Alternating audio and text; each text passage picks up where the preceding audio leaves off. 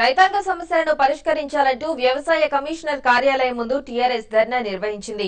తెలంగాణ రైతు సమస్యపై ప్రభుత్వం నిర్లక్ష్యంగా వ్యవహరిస్తోందని టీఆర్ఎస్ ఎంపీ విజయశాంతి మండిపడ్డారు. రైతులకు గిట్టుబాటు ధర కల్పించడంలో సర్కార్ విఫలమైందని ఎమ్మెల్యేలు విమర్శించారు.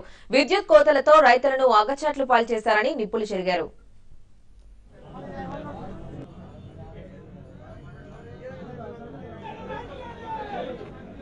వాళ్ళకి న్యాయం చేయకపోగా మా రైతన్నలకి అన్యాయం చేస్తున్నది ఈ ప్రభుత్వం. ఒకప్పుడు చంద్రబాబు నాయుడు గారు వ్యవసాయం దండగా చెప్పారు. కిరణ్ కుమార్ రెడ్డి గారు కూడా, ముఖ్యమంత్రి గారు కూడా వ్యవసాయం దండగా అని చెప్తున్నారు. అంటే వ్యవసాయం దండగాని వీళ్ళందరూ అంటే వీళ్ళందరూ ఎక్కడి నుంచి తింటున్నారని నేను అడుగుతున్నాను. నేను రైతులు ఆదుకోవాల్సింది పోయి వాళ్ళు ఈ రకంగా మాట్లాడటం అనేది కరెక్ట్ గా ఉందా అని నేను ముఖ్యమంత్రి గారు. ఈ దేశంలో, ఈ రాష్ట్రంలో రైతుల ఆత్మహత్యలు లేని దేశంగా, రాష్ట్రంగా తీర్చిదిద్దుతామని చెప్పి కాంగ్రెస్ పార్టీ ప్రగల్భాలు పలికింది.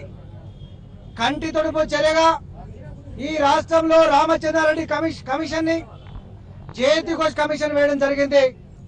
అదేవిధంగా కేంద్రంలో కూడా స్వామినాథన్ గారి కమిటీ వేయడం జరిగింది. ఈ 3 కమిటీలు కూడా పూర్తి స్థాయిలో భారతదేశం అంతా కూడా తిరిగి రైతాంగ ఆత్మహత్యలు ఆగాలంటే ఈ చర్యలు చేపట్టాలని చెప్పేసి ప్రభుత్వానికి నివేదిక ఇచ్చే సందర్భంగా ఎక్కడ కూడా నివేదికలు అమలు కాని కారణంగా ఇవాళ ఈ రాష్ట్రంలో గాని, దేశంలో గాని రైతాంగ ఆత్మహత్యలు కొనసాగుతా ఉన్నాయి.